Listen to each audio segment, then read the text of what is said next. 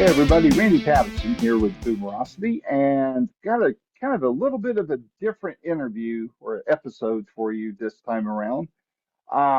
This one is with Jason Hollis. He's a former music industry exec for the record labels, and he had his own independent business going there. And now he's got like the go-to club. It's been around for 3 or 4 years now in Nashville, right on the edge of downtown Nashville. It is called the Eighth Room. And if you want to know just how cool this club is, it is, think the Viper Room, or Max's Kansas City, those kinds of exclusive type of clubs, except you don't have to be a member to go in. I haven't been to it yet, but I've seen a lot of pictures and I plan on visiting it soon. But you might want to consider going there too. It's one of those, see and be seen type of places, and very tastefully and artfully decorated, and just looks like a lot of fun. But I got to have a great chance with to chat with Hollis about this, what came, how it all came to being. And we talk a lot about the music industry too. So it's just a lot of fun. It's a long interview, but I think you'll enjoy it.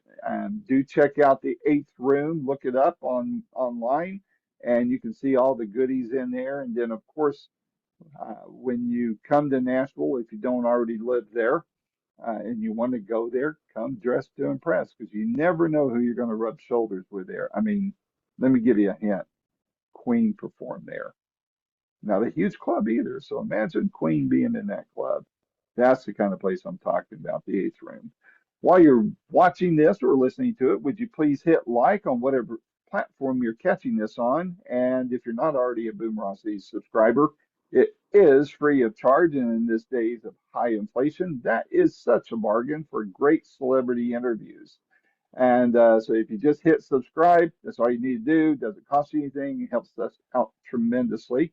And by all means, do share this interview with whoever you think might be interested in it, especially if they don't live in Nashville but planning a trip there. They'll definitely want to watch this interview. So without any further ado, here is my first of what I hope are many more interviews to come with Jason Hollis. Until next time, this is Randy Patterson with Boomerocity. Well, Take there care. we go. There we go. Oh, All look at right. that background you've got. That's awesome. Oh yeah. I'll sell it to you. No. I think you owe me a licensing fee. Well, maybe we can barter a deal or something. No, I do this for everybody I interview. It's all about you guys I talk to, and nobody wants to see my bookcases full of books and signed record, album covers and all that. I want to keep it all on whoever I'm talking about. So that's why I do this kind of thing. So Awesome. I'd love to see the signed album covers. Yeah. I've got about, I don't know, 40 or so. I don't have them all. I've got some classics. Don McLean and Mountain, Leslie West from Mountain, and Nice. the guys from Journey and Foreigner and Johnny Winter, Edgar Winter. I got a few. So My first album ever was Beach Boys' Endless Summer. And, Really? I've still got that album, and I had every original Beach Boy sign it throughout oh my my life. goodness. Yeah, Wow, that's priceless, man. I know. It is to me at least. My shortest interview ever, not to make this chat about me, but you might find this interesting, was with Brian Wilson. And this Oh, man. was this about 7 or 8 years ago, before, he went into total convalescence and before he died, obviously. But that interview lasted 2 minutes and 20 seconds. It was just like, it was, I mean, it wasn't adversarial or anything. It was just, where his mind was at the time. And, Yeah. every I mean, I was dying though, Hollis. I was just like, oh crap, this is, I thought I failed, but everybody said, no, man, that's just, you just got to roll with it. But when he was done, he said, thanks for having me. Bye. And he hangs Yeah. up. But The first time I met him, it was actually here in Nashville. And really, Yeah. It was, I think it was like CMA Fest or country radio. It was something, right? And the Beach Mhm. Boys were playing. And the last two autographs I didn't have on my album were Brian Wilson and Mike Love. Oh, And I went up to Mike Love and I spoke to him for a minute. And he just, he's Mike Love. He just blows you off. He's so arrogant. And he signs my album without even looking at it and hands it back over to me. And then I went up to Brian and I was talking. He was with his wife and he had his little dog in his hand. And I was talking to him. I was like, "This is the first album, I ever got from my dad. It's my first record. I've worn this thing out." And he looked at it and he was like, "Here, hold my dog." And he handed me his little Pomeranian, and I'm holding his dog. And he just goes into telling me about the album cover, and he opens it up and he's telling me about the artist that designed it. And then he kind of went into talking about like this being my first album and blah blah blah, and then signed it. It was a lovely conversation. very cool. What Yeah. what was the first concert you ever went to? First concert was the Beach Boys, and they opened for Fleetwood Mac, and that was Wow. at the Biloxi, Mississippi. I think it was like the Municipal Auditorium, Hmm. and I forget how young I was. I was probably like 5 or 6. Really? Yeah. Wow. Well, you got me beat there. My first concert was in Phoenix. I was 13 and it was Elvis Presley. Oh man. But I did get to meet the Colonel. And I say that was my first celebrity interview I ever did. So That's yeah, it was fun. It was fun. that's a So good you're one. clicking in from Nashville, right? Nashville. Yes, sir. How's the weather there today? It's cold. It's Same cold. It here. went from like 68 to 33 yesterday in snow Yeah. flurries. It's probably in the 40s now. It's supposed to get warmer tomorrow, but we got a little cold front come through last night. Yeah, I'm east of you up in the Smokies. So I had snow here yesterday. Not a lot, but it was a dusting of it, and but Yeah. boy, it flurried pretty hard there for a bit. And Yeah. I know. You wake up, you look out, it's like, man, it was 68 degrees yesterday and beautiful. And here we go. yep. So Tennessee, it's like let's skip fall. I know everybody loves fall. Let's skip it. yeah, it's highly overrated. Yeah, right. So, well, Matt, I am excited about this opportunity to talk with you because, quite honestly, I seem to remember. I was just telling Ben before you jumped on.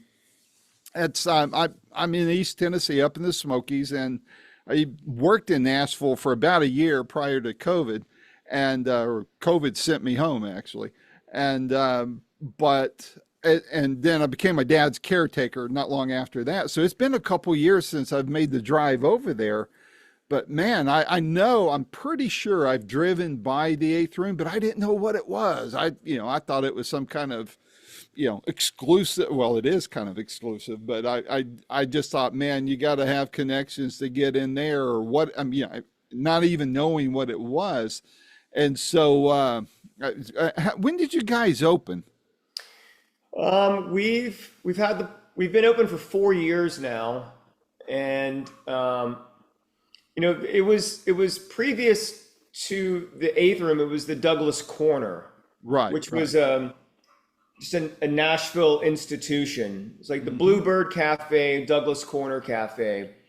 Yep. And when I started my career here in the 90s, I was working for MCA Decca under Tony Brown, Mark Wright, Frank Liddell, Travis Hill, and Scott Borchetta. And Douglas Corner was a place where you'd go see showcases and great songwriters and just a legendary place. Tony Brown rushed the stage and signed Trisha Yearwood on stage. Clint Black was signed there, Blake Shelton, Big and Rich. I mean, the history is so deep that, when I came back to Nashville five years ago now, it was during COVID, and I live in 12 South, so I would kind of walk by and look at it and see what was happening with the Douglas Corner, and it had gone down during COVID, and I get it.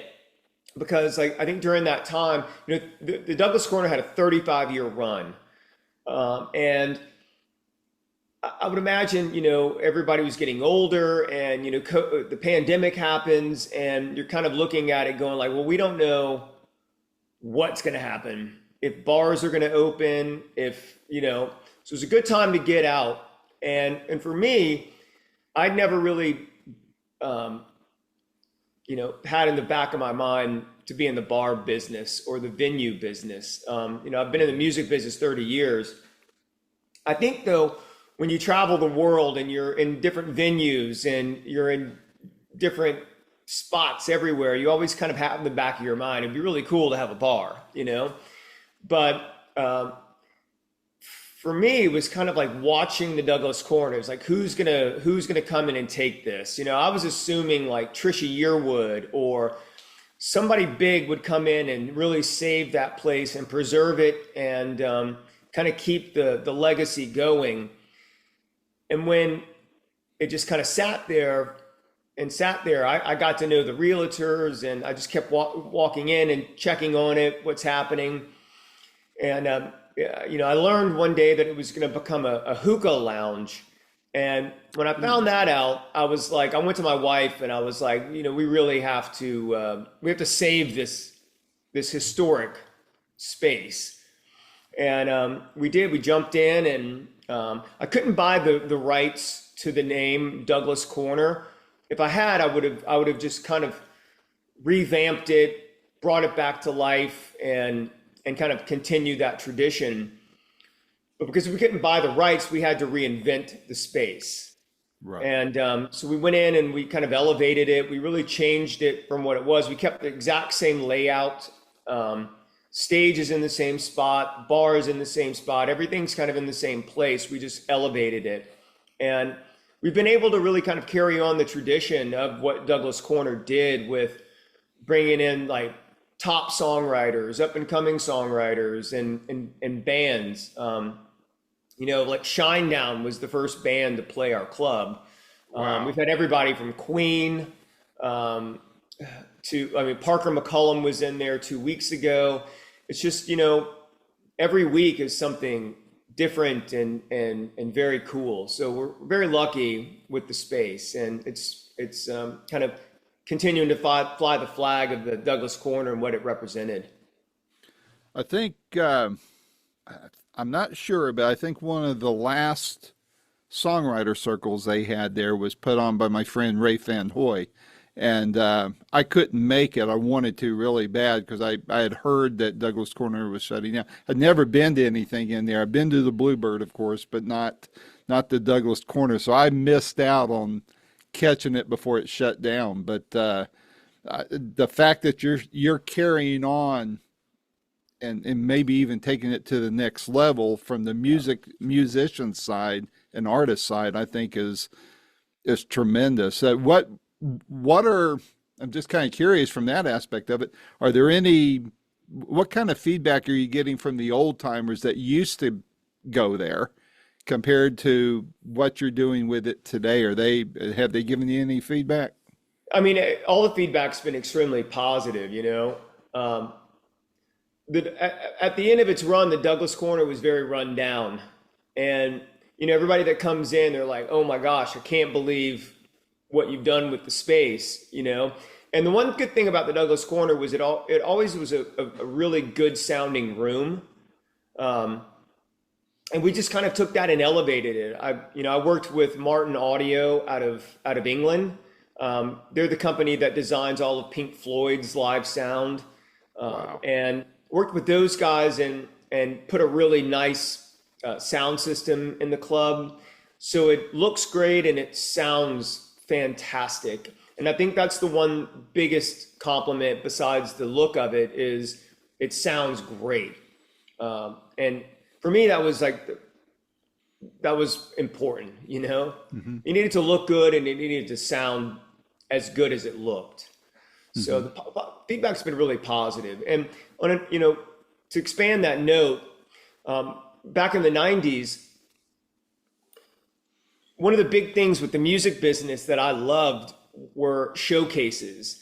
And we had great showcase rooms in Nashville, like 12th and Porter, Ace of Clubs.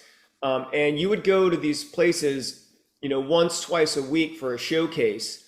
And I've, kind of growing up being a record man's guy.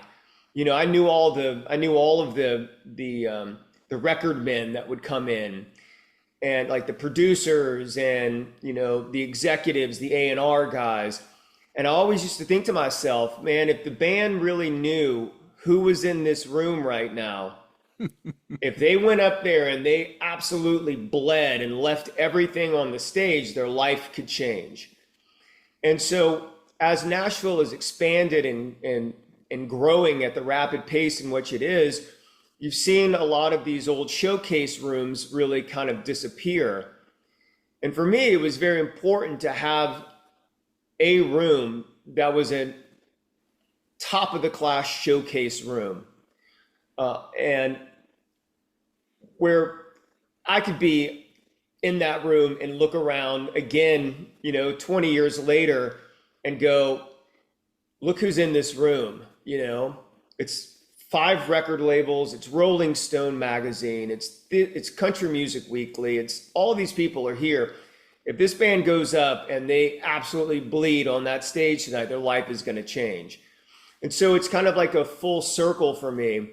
1996 being at 12th and Porter thinking that, and then being 2025 in my room thinking the same thing.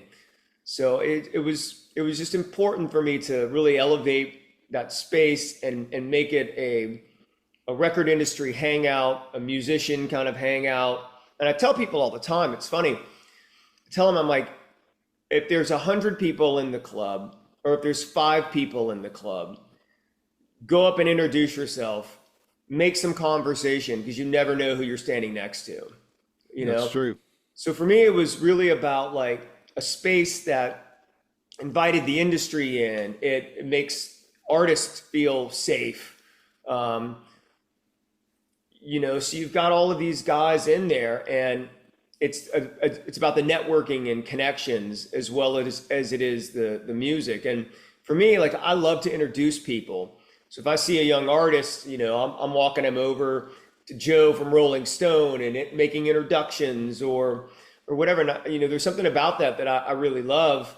And then you walk away and you let them connect, and then it's really up to the artist at that point to follow up and take these connections and run with it. Mm-hmm.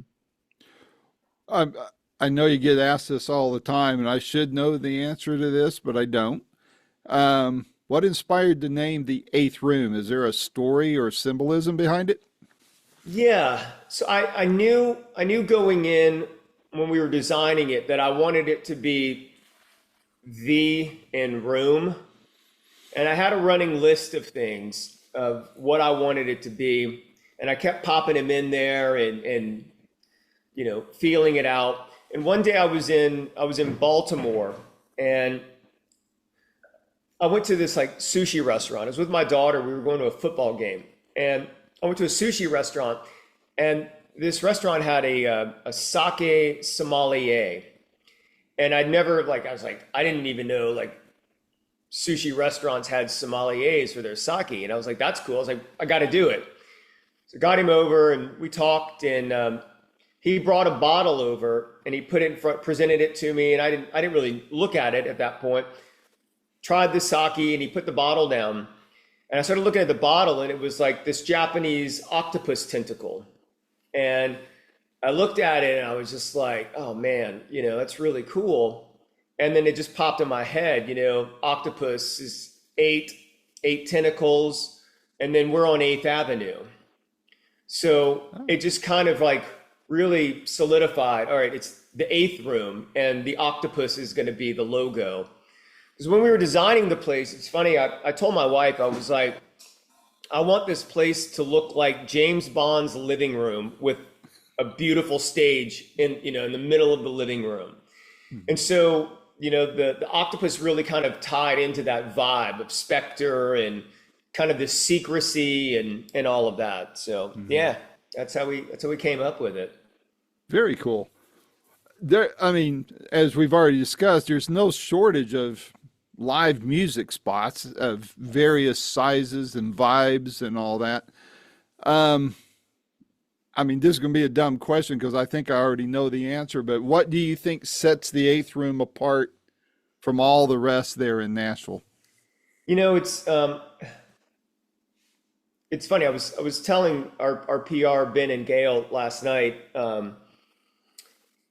You can't go in Nashville any longer and get a spicy tuna hand roll without two or three people playing behind you and televisions everywhere, you Yeah. know? So you go to venues and there's 36 televisions and then there's live music and there's all this distraction. And I think that kind of allows people to kind of pick up their phone and start doing this, and because there's so much distraction around you.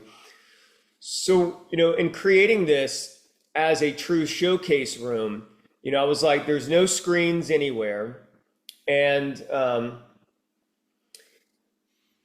yeah, there's just no distraction. Everything is about connections and whatever's the focal point at that time.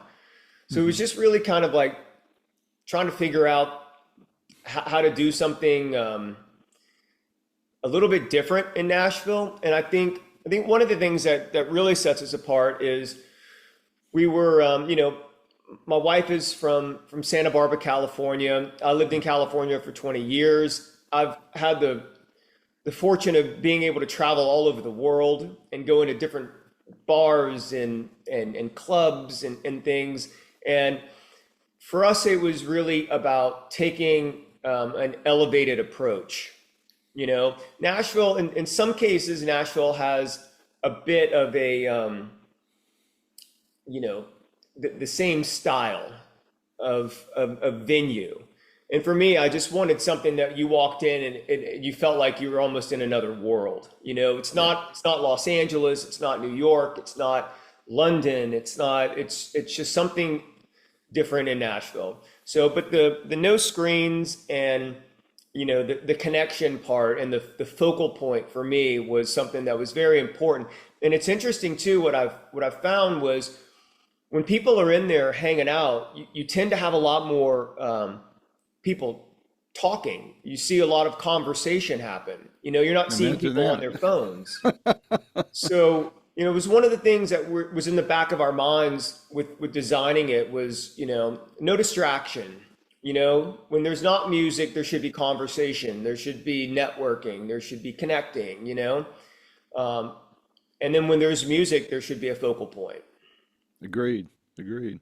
I was noticing, I saw a lot of the pictures from inside the place, and that's all I can rely on because I'm sure a place like yours would 86 a guy like me. So I go Oh, for no the way. pictures. No But way. I was admiring the artwork on there because I love little, fun, quirky artwork. I got a couple of signed Chevals here in my office, Michael Nice. Cheval, and all that kind of stuff just, really intrigues me. I was loving what you had on the walls. Tell Thank you. viewers a bit about what you have in there as far as decor. Um, from the art perspective, there's some really cool like busts of David that we brought in from Italy, and my daughter painted all of those. And they have like just kind of fun, catchy little phrasings on them. Like one of them is "no fake friends." One is "drink." Like they're just kind of like fun little pop art pieces. Hmm. And my background is music, but I've always painted and drawn. It's kind of a getaway hobby, I guess, for me. And Hmm. there were two pieces that I really wanted in the club. One was Grace Jones on her 40th birthday at Studio 54, where she's licking the cake off of her middle finger. And then there was a David Bowie piece, and I couldn't get the two pieces that I wanted. Either A, they were way too expensive, or B, you couldn't get them, and you couldn't get them in the size that I really wanted. So I just painted them, and we put those up. And after I painted that, after the club opened, I had some free time, and my mind was just kind of like really needing to decompress from building this club. And so I just went on a rampage and started painting rock stars that I loved. And I started with Joan Jett, and I finished her. Then I wanted a different version of Joan Jett, so I made another one of her. And then a buddy of mine wanted one, so I made another Joan Jett. And then I did a series of Joan Jetts, almost like the Andy Warhol style paintings that he did, where it's the same photo, but everything has changed, background colors and all of that. And then that I just kept going. And, you know, I did like Iggy Pop and Keith Moon and Freddie Mercury and Divine and all these characters that I really loved growing up. And then before you know it, I had about 33 pieces at my house. And we're like, what are we gonna do with all of this stuff? So we did an art show. I think it was like end of or beginning of last year. I forget when it was, but I did an art show in there, and I sold almost everything except for the ones I really wanted to keep, and those are the ones that are still hanging in the club right now. So Very, very nice. yeah. Very nice. I love that kind of stuff, and I can't even draw a stick man very well, but I love when I can see someone else like yourself doing, you know, having fun with it. That's why I like Michael Cheval. I mean, he calls this stuff absurdity, and just has a lot of, you know, just nuanced changes even with the same style and all that. So anyway, I don't know if you're familiar with him, but you might like him if you're not. So, but Yeah, it's pretty interesting. You know, there's a lot of nods to artists in the eighth room. Like behind our busts in the main room is Jean-Michel Basquiat wallpaper. You go in the men's bathroom, and we licensed from Andy Warhol's estate all of his self-portraits. So when you go in the men's bathroom, there's like one of a kind wallpaper of Andy Warhol in there. So there's a lot of different elements in the club that kind of nod to not only musicians, but, you know, artists, designers, etc. yeah, I heard you even had some Versace in there, no? Yeah, we have some Versace. I mean, even down to like the furniture in the club, it's artists, you know, real designed high-end furniture, Prasol to there's just, you know, from 50s, 60s, 70s, 80s, vintage stuff. So yeah, you know, it makes for really interesting conversation, you know. Good. So you mentioned bands and artists have come through there. Is that, I mean, that's still something you still actively do, or is it once in a great while, or explain that to me? No, I mean, we have artists in there. So, you know, one of the things I think, you know, kind of leaning back into what sets us apart is, you know, we're very, like, I'm very picky. I'm very picky, very choosy with who goes in there. And it's not because I'm being snobby. It's just because I've been in the music business for so long. You know, I've been through everything that an artist or a person coming through the music business has gone through, from busking on the street corners to playing my way through clubs to record deals to different things like that. And one of my big things is, you know, I fully believe there should be benchmarks. You know, when you're starting out, if you're playing every single club in town, you're kind of spinning your wheels. You know, there needs to be a place that you're really trying to aim for to get to. And, you know, the first year that we were open, I brought a bunch of bands in, and I just looked at it, you know, I was like, this isn't working for me. Because I feel like if you just open the doors and allow everybody in, it makes us too accessible. And I really wanted something where if you go out and you're grinding and you're paying your dues and you're building a fan base, one fan, after another, and you're growing something, that's when I'm going to start looking and bring you in. I don't want to go to a club and see 5 or 10 people watching a band. That doesn't interest me, and I don't want them to come into my club with 5 people or 10 people. I want them to come in. I want them to pack the place. I want to be able to bring out people that I know that can look at them. So I really, not trying not to be snobby, but I am trying to set a higher bar for if you want that level of the contacts that I would bring to the table, then you're going to have to do the work to get onto the stage.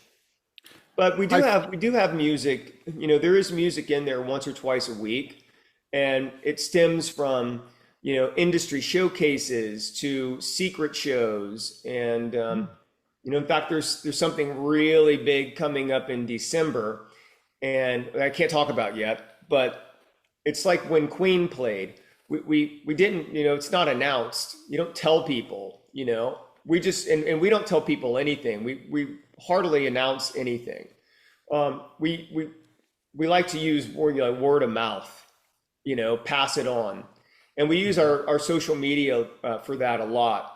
So there'll be something where if I put a post up and it's like, everyone should be at the 8th room at 7:00 tonight, if that'll spread, people will show up, and, you never know what's going to happen. So I like that level of secrecy. It's not that it's inclusive by any means, it's just secret.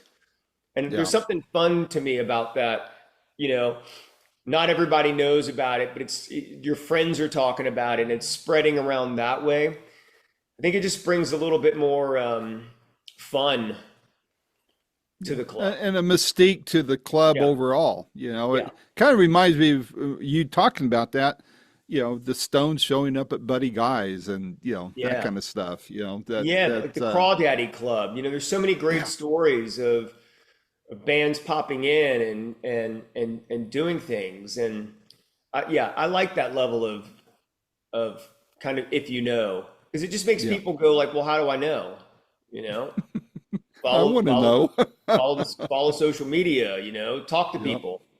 And so I think that my whole thing is just like, it's not putting everything out there for the whole world to just kind of like see, or like, I'm not sitting there going like, oh, look what you can't come to.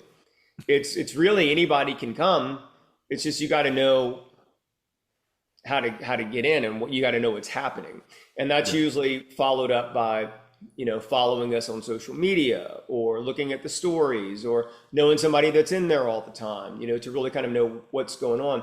And again, I like that level of communication, people really having to talk.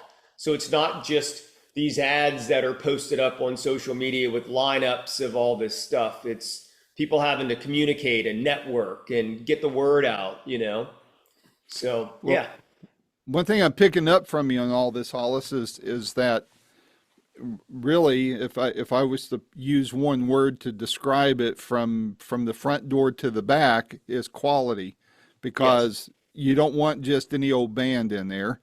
And it's amazing to me. I've got a friend there in Nashville who's got, I think he plays in and manages a couple of tribute bands, and I mean, it's frustrating to him. I've watched it from afar where, just getting the musicians that are taking it serious. They just want to go out and just go play anywhere. Well, no, this is a business. In addition to your art, treat it as such and take it all very seriously. And then you might have a chance of going to the next level. And what I'm hearing you say is you don't want just any old band. You want somebody that knows, from soup to nuts, what it is they're doing, what it is they need to do, where it is they're going, what those next steps are, and taking the business seriously, not just posing, so to speak. Yeah, my background is artist development, finding bands, helping build them, putting plans together, making things happen, development.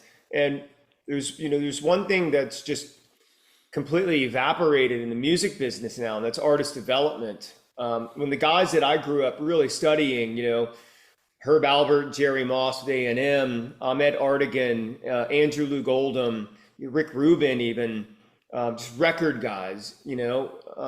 That element does not exist any longer in the record business. It's gone, and yeah, I think that there's a hole in the market when it comes down to young bands really understanding that it is a business. It's a great fun job, but you have to take it extremely serious. You have to work your ass off, and you have to have game plans for what you want to do to get to those next levels. You always have to have benchmarks. You always have to have goals. You always have to beat those goals with bigger goals now.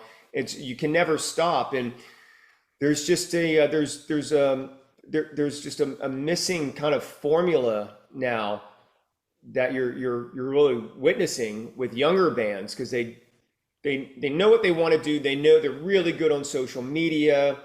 They're good at communicating with their audience, but they're missing a playbook. And I think that there's a big hole in the market for that. You take like Sabrina Carpenter. We were talking about her last night. Somebody that had this drive and hustle and did not take no for an answer. And she just kept building and building with no team, doing it herself, one fan at a time. And now she's one of the biggest pop stars in the world. And, that can be done. You just have to have the drive, the willpower, the resilience, the tenacity, to get in there, and you have to have game plans. It's funny. I just finished a book called So You Want to Be a Rock Star. And I took everything that I learned in 30 years in the music business, trying to get artists into the music business. I took that and I put it into a book that tells artists you don't need the music business any longer. This is how you go and do it. And if you look at like the 1,000 fan theory, meaning if you have 1,000 fans and those 1,000 fans spend $100 annually, you've got income. If you have 10,000 fans that are spending $100 annually, you've got a lot more income. So it's really getting out. And I think that most people look at numbers not in a numbers sense, meaning I've got 500 people following me, right? They look at them as like, I need more people following me. I need high numbers, right, to get noticed or whatever. When I think that you can look at numbers, and if you take like the Sabrina Carpenter route and you build one fan at a time and you treat them like they're your family, and you turn them into super fans, and you have 1,000 super fans, they're going to go do the work for you. They're going to bring the next 10,000 people in for you. And there's just, I think there's a missing playbook because we don't have artist development any longer. Managers and publishers are now really kind of in that artist development lane, but they're managers and they're publishers. A&R and real artist development, when you look at like an Ahmet Artigan or an Andrew Lou Goldham, those guys devoted their life, to development and building game plans on this is what you go do and this is how you do it. And I was very fortunate in my career to come up under Tony Brown, the great legendary Tony Brown, who was Elvis Presley's piano player for a while. The great Tony Brown and Mark Wright and Frank Liddell and Travis Hill and Scott Borchetta. These guys are artist development guys. They know the record business. They know promotion. They know marketing. They know the developmental side of getting you from here to here. And there's a game plan playbook that I learned in that 30 years from surrounding myself around great record people. That I think is really missing because we just don't have that any longer. I think what you have now, you have artists that might have 100,000 followers and you've got managers looking at it, looking at numbers, not knowing really what's behind those numbers, going, oh, well, they've got 150,000 followers, like I can jump in and I can help make that 1 million or whatever. But I think that like the Gen Z and Gen Alpha, I think they've kind of now grown up with that Joe Rogan mentality of don't sell anything, keep your publishing, own your masters, do whatever it takes to maintain ownership of everything that you do, because those are your assets. That's your commodity. And I don't think Gen Z and Gen Alpha are going to look at record labels the way that guys like us look at record labels when we were growing up. When I was in middle school and high school in bands in my garage, everything was about, oh, I want to be on Capitol Records because this band's on Capitol, or I want to be over here because, Geffen, because they just signed Guns N' Roses. And they're not going to, the Gen Z and Gen Alpha is not going to look at it that way. They're going to look at the record industry as being something that's poison. And it's because I think the record label has created that aura around them of being, well, they've always been snakes, terrible, but you just don't need that element any longer. You can be a working musician, you can be a working artist and live in your state. You could be a working artist and musician or a producer or a DJ and live in your country. People don't have to know your name in Australia or United Kingdom. You can make a living doing it. It's just how far do you want to go and what are you willing to put into it? Yep. Like the game plans that I always created with bands, because I think you need to have somebody on your team that visualizes 3 to 5 years out, and you start setting benchmarks and goals of what you need to hit. And I think that, I think that it's just, I'm excited for the music business right now, not for the music companies. So I think the music companies have really shot themselves in the foot by aligning with people like Spotify, who I would love to see just absolutely go down in flames at some point, because they're raping artists every day. And, the record labels are now tied into that because they own stock in Spotify and Apple Music, in order to get catalogs. Big catalogs. Yeah. And so I think that the younger people are looking at that and going like, ooh, I don't want to touch that ever, So I think that they just need real artist development people, to kind of guide them, which there's no guidance any longer in the music industry side. Well, it sounds to me too like the labels are wanting, from what I understand, I'm not a musician. I love the bit. I mean, everything you're telling me, I'm loving it because hearing the business side of things kind of like my porn, right? But it sounds to me like labels expect artists to have all that done already, by trial and error or what have you, bring it all over to the label and then sign it all over to them in a 360 deal. Yeah. And they might see a little bit of elevation in their footprint, in their revenue, whatever. But the labels, I mean, I don't understand why it's gotten to that. And, and like you said, the likes of Spotify, I mean, with AI being the way it is now, you can't tell me the artist can't get a bigger slice of that based on a dynamic payout on a per listener basis. I've said this before. If I'm paying Apple, whatever it is now, $20 a month, and let's say all I'm listening to is Guns N' Roses one month, then whatever the artist and whatever they have to pay out to all the people with their hands in the till go from my monthly payout, that should all go to them. And then next month, if I'm on a Michael Jackson binge, then it goes to him. Or if I spread it out over 20 different artists, then the technology's there to do it that way, where artists are able to make a better living at it than they are now. At least maybe I'm oversimplifying it, but that's kind of the opinion I have right now. You absolutely nailed it. And listen, does not care about the artist. No. Period. They care about their bottom line and how much money they're making. That's all they care about. They do not care about the artist. You know, there's definitely exceptions with record labels, but you know, you mentioned the 360 deal, and that's one thing, you know, I've written about in my book heavily. I think I open with it. You know, the music business is terrible. Stay away from it. You know, here's how you go make money, not messing with these people ever. You know, because you look at a 360 deal, and yeah, you've done all the work, and now you're going to go sign like 85% of your everything away. You know, for what?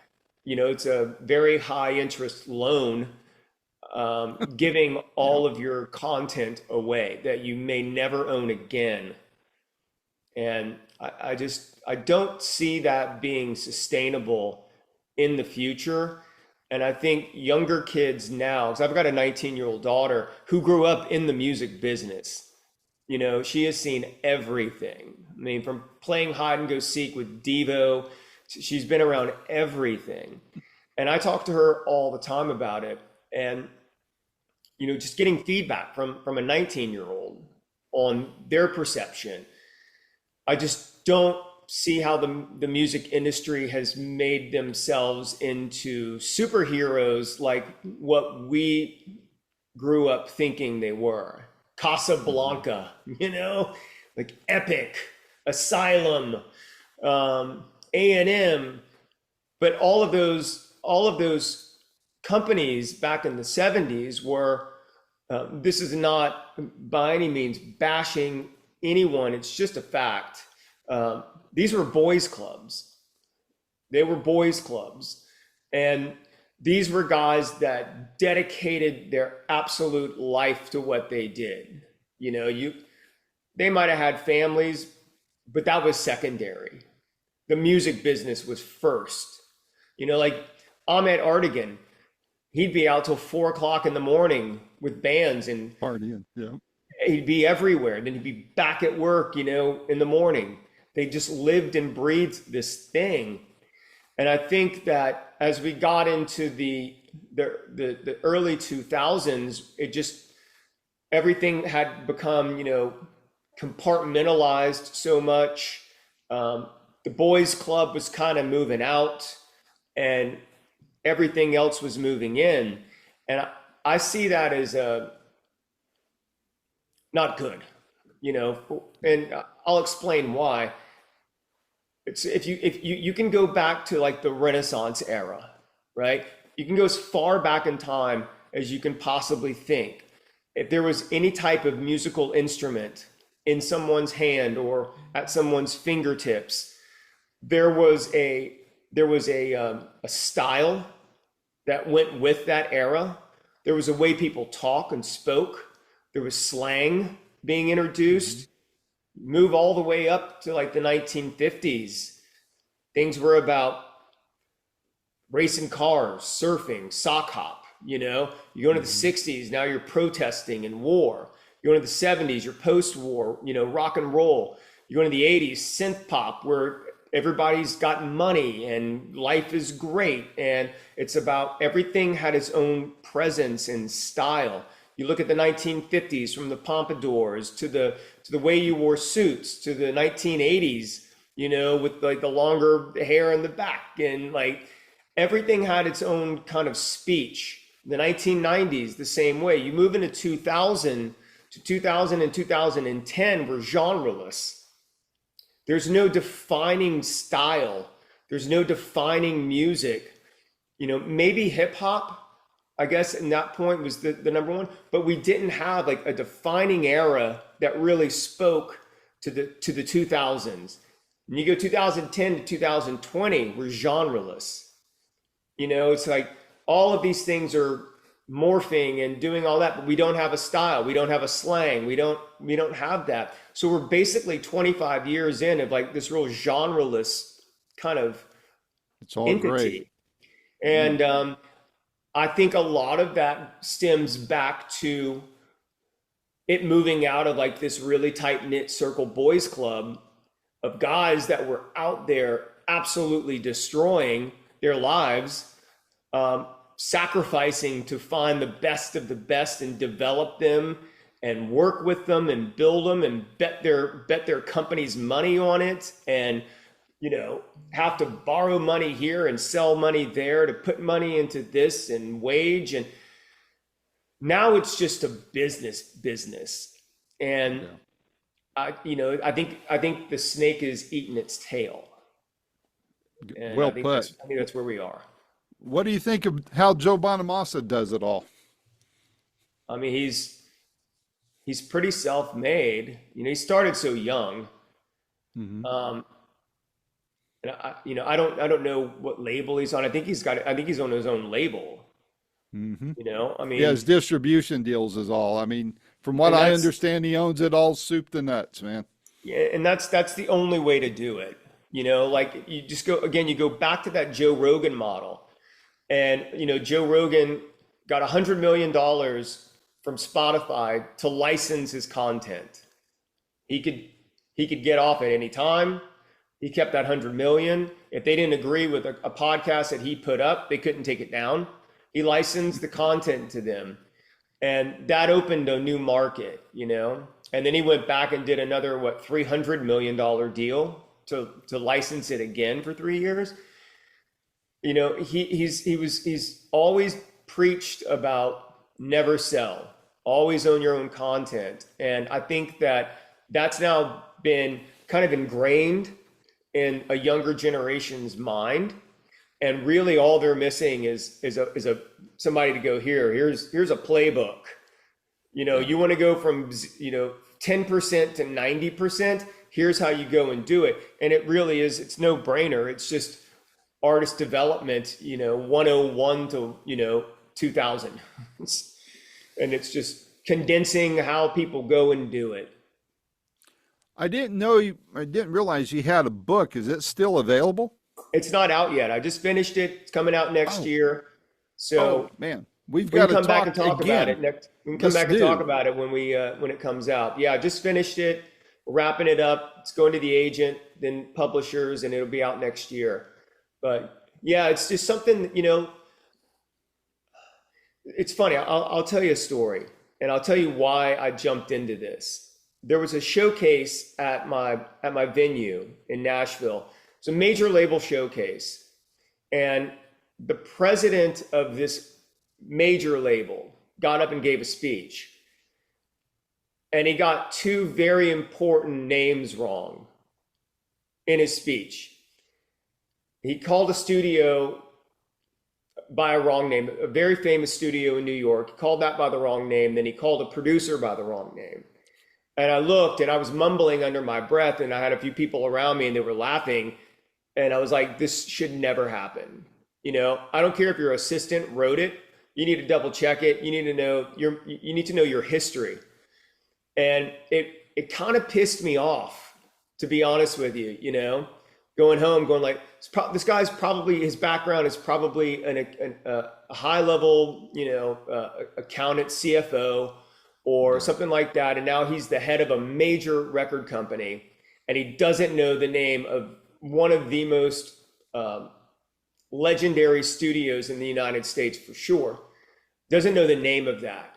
And so I went home and I just got on my computer and I downloaded 30 years of everything I knew.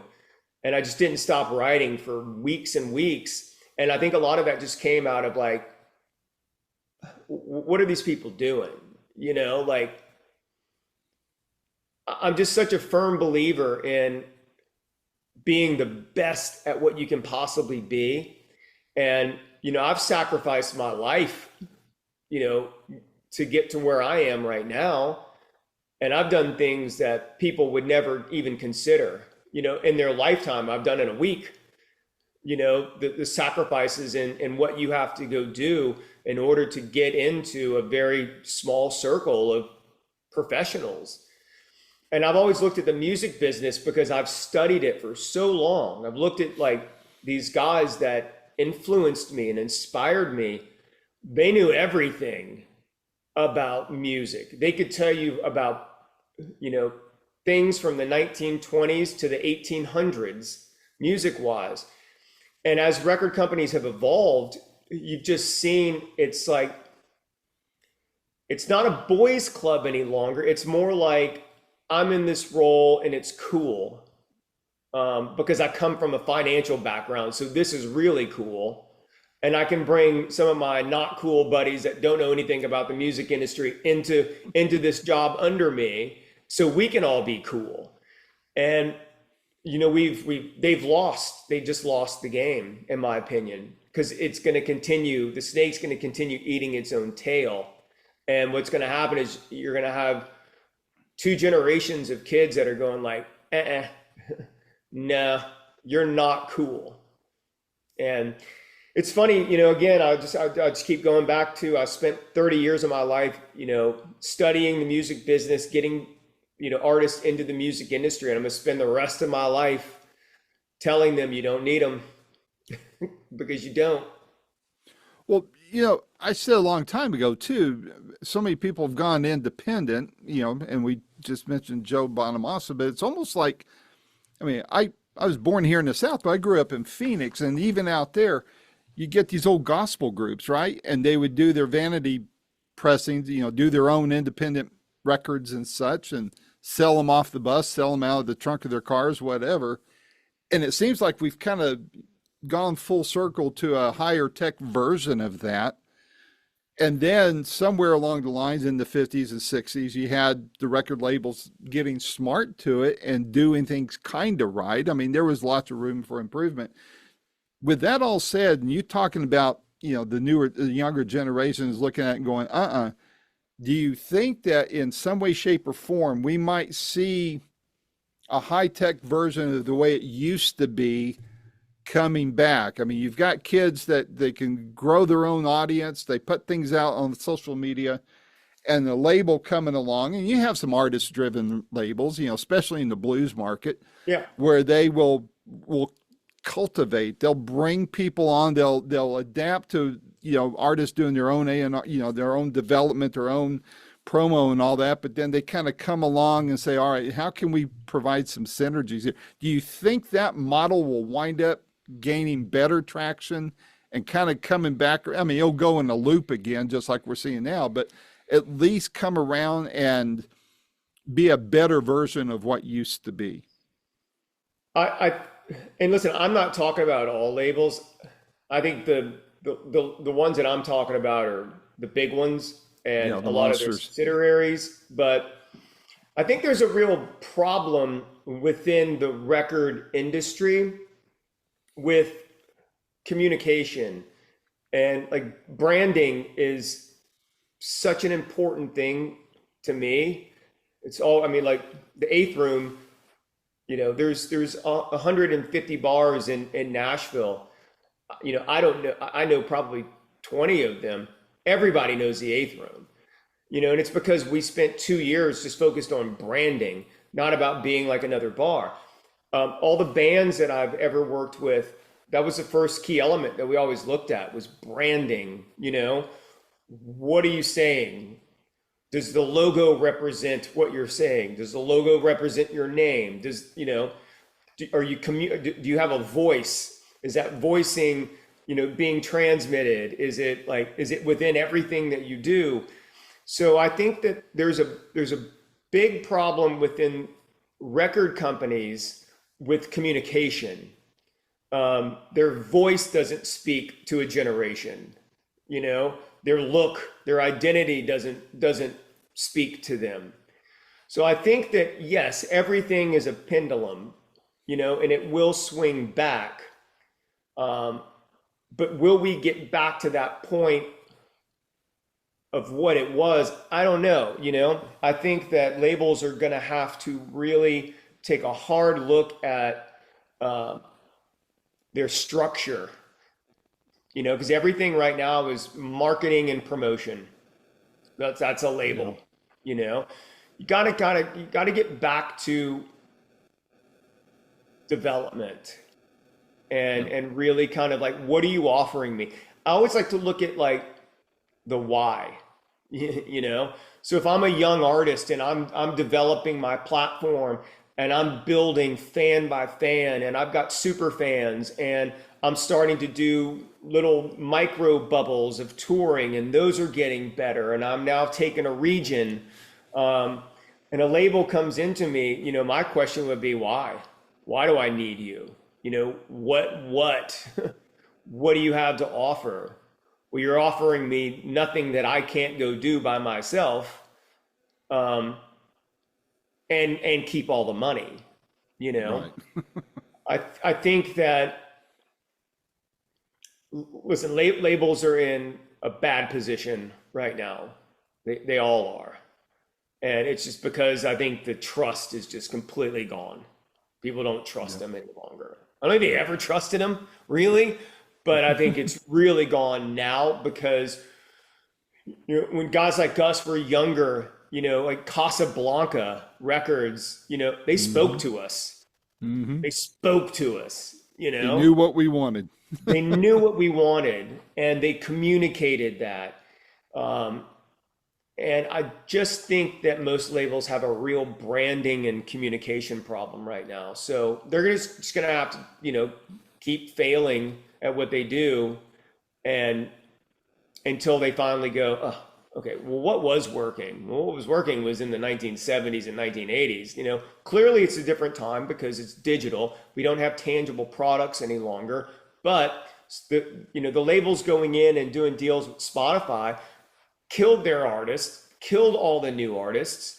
And, because labels were late to that party, when Napster and all those people started coming into play, labels fought against it instead of embracing it, going like, how do we work together? Because had they not fought it, you could have addressed it at that point and been like, okay, yes, we can do sharing, but this is how we're going to do sharing, and this is how we're going to monetize it, and we're going to start putting a game plan together. But as the big companies kept saying no, the younger kids kept saying yes. Just like you tell your child, no, you can't have that brownie. You walk out of the room, they're going to take the brownie. It's the same thing. So I think that we're always going to see record labels. We're always going to see people doing things within labels. But I think that, I think it's going to have to change and get back down to almost mom and pop. Because Agreed. The big ones, it just doesn't make any sense. Basically make it a boutique industry again. Yeah. Just very, very much so. I do what I do. I have a niche of appealing to our demographic, being a boomer, but I don't look at just, artists from the 50s, 60s, and 70s. I think in terms of what does my generation like hearing that might like hearing if they knew about it. Turned a lot of people on to Joe Bonamassa because I'm a big Bonamassa fan. But, so it's like, all right, how can we smile more by listening to music and not just be talking to the guys from, Toto or whomever. And so that's, very small. I'm not going to, I'll probably never have 5 million followers or anything, but I love what I do. And that's, I consider it more of a boutique business, like I was just saying. But what, there's three things I'd like to tell you about too, is that number one, moving forward. I mean, you fascinate the heck out of me, man. We could talk for hours. I could listen for hours with your background and just hearing more about the business. Cause like I said, the business side of the music industry is my porn. But number one, I would love to, like you said, when your book comes out, I want to get it in advance so I can devour it and try to ask some halfway intelligent questions on there. But the second thing is, and I don't know if this would work or benefit you at all, but if you ever have anything going on there from as far as artists coming in, something you would like to see kind of heightened up, my reach is global. It's not huge, but it's global. And people are out all the time asking me, hey, what's to do in Nashville? And I want to start telling them about your club. And if there's something going on with an artist that you'd like, to your messaging to be augmented, I would love to be a part of that, man. And if it involves interviewing somebody, a month or two before they're going to be at your place, let's do it. I eat that stuff up, especially if it's going to appeal to somebody like me. I Yeah. just love music. I do it for the love of the music, and I love helping to get the word out. And so, I mean, keep that in mind. If there's any way I can help on that, I would love to do that. And I really appreciate that. I've got a couple of artists I'll send through over to you for you to check out. There's, okay. it's one of the highlights for me from having a venue, especially in Nashville, because Nashville is a music town. Hmm. I've lived in New York, I've lived in Los Angeles. Um, it's a bit more industry. Nashville's a music town. It's a little bit more sensitive. It comes from an artist kind of perspective. But one of the greatest things that I've valued with owning the Eighth Room has been seeing development. Hmm. There was a young guy named Adam Mack who played his first show at our club 4 years ago. And, he when he got on, he was, you could tell he was a little timid. He wasn't fully comfortable yet with what he was doing. And over the 4 years, I've just watched this guy grow, and it's like People Magazine just named him country music's very own Elton John. He's Billboard Music's Rookie of the Month for November. He's doing a piece with Rolling Stone. He just did the Kelly Clarkson show. So seeing things like that just brings so much, I guess, joy, really, to me, to be a part of, you know, not helping, because he's got a phenomenal team around him and they're doing everything independent. But one thing I love about Adam is he's come to me for advice over the past 4 years, and I give him advice and they listen and they stick to that advice and they go and they make it happen. And the trajectory that we've seen with him has just been epic, been really great. And so it's one of the things that I truly love still doing, is championing the young artist, and getting behind them. And it just happens to be, I have a lot more tools in my toolbox than I did 20 years ago, and I have a Hmm. lot of connections. And when it's time to pull those things out, I know that artist is ready. And it's still such an exciting time, I believe, in music. I'm never gonna, not be in music. I'm gonna be in music for the rest of my life. It's just, in what aspect am I gonna be working in? Right. Like, I don't have any desire really to go take a major label job. I never have. I've been independent for 25 years and I've been offered everything. I like the freedom to be able to move fast and furious when I find something. And I think it's just an interesting time right now.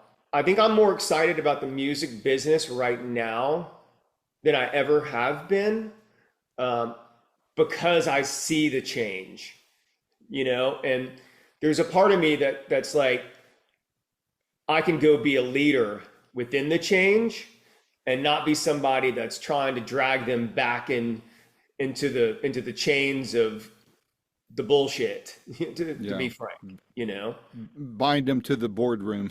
Yeah, yeah. Yeah. And an interesting thing too is, because you're a boomer, I'm a Gen Xer, but 20 years from now, in 20 years, man, you're gonna turn the radio on, or whatever we're listening to, digital radio, whatever it might be, and you're gonna hear Fleetwood Mac, you're gonna hear Tom Petty, you're gonna hear Duran Duran, the Reflex, and you're gonna hear 1970, 1980, and early 1990s all day long. You're not Hmm. gonna hear Katy Perry. It's Nope. not gonna happen. That's just not going to translate in 20 years. It's just surface level. Um, it's It's just, there's a shallow. lot of surface level stuff happening, and I think Agreed. there's many reasons behind it. I believe, but a lot of it's, phones, and a lot of this, getting your content or getting your ideas from doing this, as opposed to going out into the world and tackling and being adventurous and trying all these new things. I think people are so social media obsessed. When you really learn that if you build, one person at a time while you're doing these other things, you don't have to spend all your time here, Right. You can go out and you can live, and you can rehearse, and you can write, and you can go have experiences on the road, and you can take that back and you can put them into stories. But it's just, like I said, it's an interesting time right now. And I think that I'm in a position where, like, I look at it as like, hey man, this is where I can take a leadership role, because I've been independent my entire career, practically 25 years. And I've had to do everything. I've had to do everything that I preach to other people. I've had to live it. And I think there's something authentic about that, where Agreed. when you're talking to the head of that label that I was talking about earlier, he probably got a master's degree in finance, and, he's a bottom line guy. Like, I can't sit down and talk to him about Chuck Berry, at all. Can't. Probably never heard of them. So Definitely doesn't know what kind of guitar Chuck played. maybe. I do think we have an issue with attention span of people, though, on the audience side of the microphone. When I look at my stats and I see that most people, and I hear this from everybody, I don't know what Rogan's numbers are, but, typically, I'm looking at people that, will watch an interview, but somewhere in the mix, it averages out to, where they're catching it a few minutes at a time. Yeah. 5 to 10 minute increments, and they may go all the way through the interview, but when it boils down to my stats, it's showing 5 to 10 minutes. And that may be just because they're listening on the job and they have to pause. And, however that triggers on YouTube stats and, on the various podcast platforms, it's, who knows? But I do think we have an attention span issue that it's hurting 5 the seconds. music industry. Yeah, exactly. It's a stat. It's 5 seconds. Yep. So it's about as makes it long as a goldfish. Truly, it's about as long as a goldfish attention span.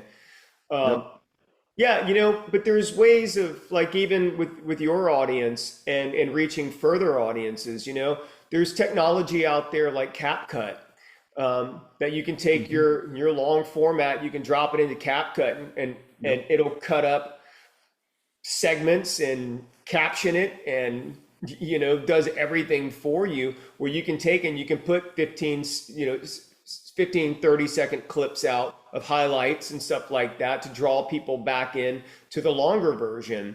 And so there's ways of going in and honoring the fact that everybody's overloaded with information, but finding those key moments that make people go like, oh man, I want to see more of this. I want to go in a little bit more in depth, and then drive into a longer version. I think it's all about the hook. Everything's about the hook. And I think with long form content, it's declined a bit in stats, but it's still up there. But you have people like, just because we've used Joe Rogan so many times as an example, like you take a Joe Rogan, he's got a 3-hour podcast, that's a time commitment, Yeah. You got to be either on, doing work, listening background, or it's on your Spotify, or you've downloaded it and you're listening to it while you work, or something. But, where I think that he started really early on was taking those key hook moments, cutting them into 15 or 30-second little bits, dropping them on YouTube Shorts and Instagram Shorts, and you get that impact, you get that bit of knowledge really quick in a short amount of time that hooks you in to then maybe wanting to go back and watch the whole thing. Or you watch the different highlight reels of it, and you've kind of got the gist of it. So Yeah. there's lots of ways to go in and hook them to keep their attention, even if it's 15 seconds. Yeah. It's just Yeah. all about bringing them back to it's options, like that's the thing right now. Options. You want lots of options because we're inundated with so much media. Like when I was doing research for my book, I was looking at the number of bands uploading content on a daily basis, and it's 63,000 artists uploading content daily. Daily.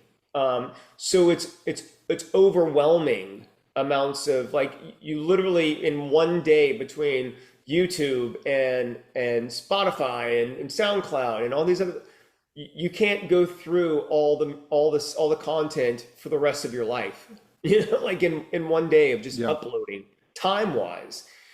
So I think that when people have so many options at their fingertips, literally, you've got to find what's going to hook them in, really hook them in. It's those key moments of what this person said right here is magic. Let's cut that, put that out, drive them back, give them the option. Because I just think that we're overloaded right now. It's sensory overload with how much there is, everywhere. One of the first interviews I did after I launched Boomerocity, going on 17 years ago, was with Sam Andrew of Big Brother and the Holding Company. I was working for a tech company in Sunnyvale. They were headquartered in Sunnyvale. Flew up there, and I got there purposely a day ahead of time and drove up to San Rafael where he lived, and we met at a little diner. And he was telling me then, it was, Randy, when we were out, we were creating this stuff. Now you have schools cranking out 500 grads a year who play Hendrix as well as Hendrix, Yeah. and that's happening, and building and, growing exponentially. And so, yeah, it's, we're just a grain of sand on the beach anymore when it comes to any endeavor we try to do, except when you have the eighth room in Nashville. You have that, you're that seashell standing out from the grains of sand, and that speaks volumes to your prowess in the industry. What if, so people listening to this, when I post this out there, they're going to say, all right, I want to check out the eighth room. What do they need to know? I mean, if they're flying in from Phoenix or coming in from New York or whatever, and they see that they want to come and visit your club, what do they need to know? What can get them through the door to enjoy your club for a night? It's simple. I mean, just have your listeners go to eighthroom.com. It's our website. It's spelled out EIGHTH. I had to learn how to spell that, by the way. Eighthroom.com, and it'll give you just as much information as you need. Or they can follow us on Instagram. It's the_eighth_room.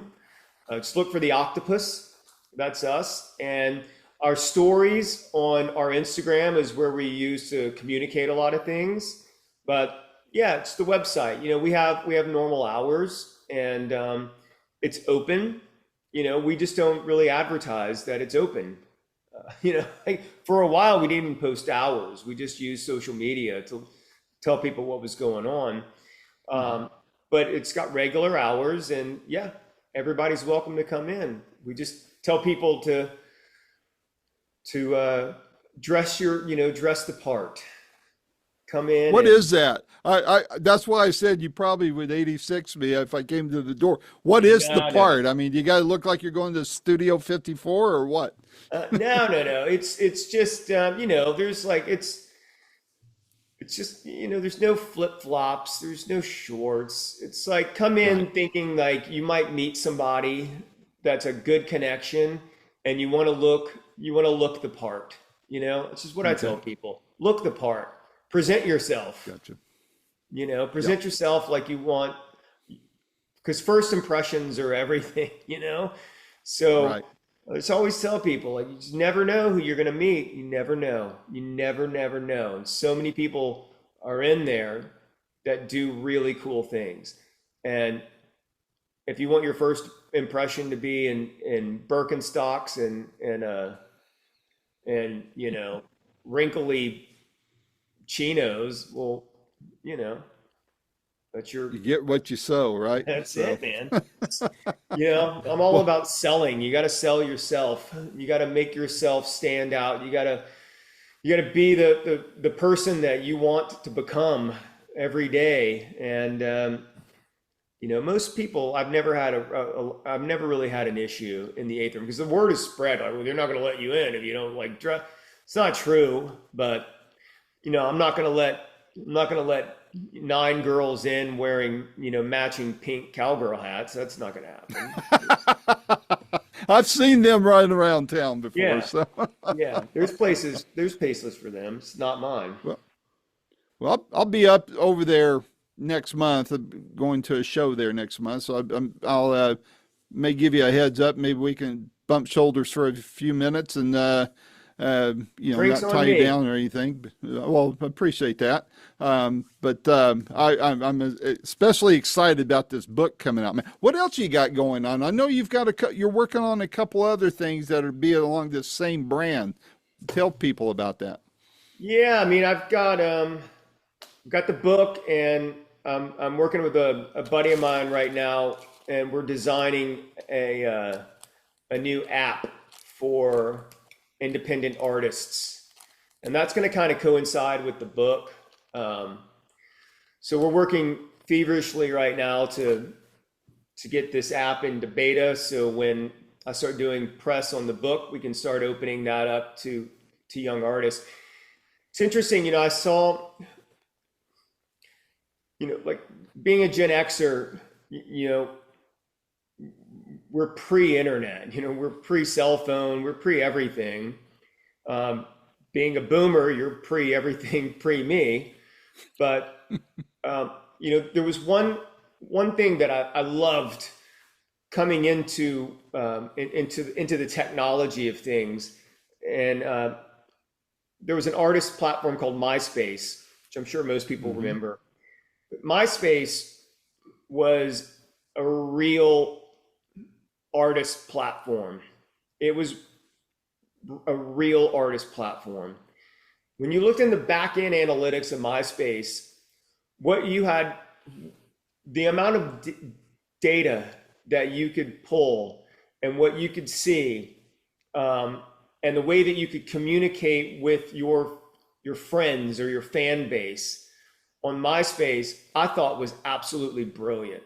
I mean, I broke a major label band off of building on MySpace. And, Facebook kind of killed MySpace. And then now you've got Facebook and Instagram and Bandcamp and SoundCloud. You've got all these different platforms I think are relatively good. But for the most part, these are advertising platforms. Facebook is an advertising platform. That's it. When Facebook rolled over, my record company, it's called Punk Aristocrats. It's my Los Angeles record company. We had a really big following on our record company because we communicated a way that people wanted to hear, and kids were getting our logo tattooed on them and all kind of crazy stuff. But we had like about 150,000 people at one point on our Facebook page.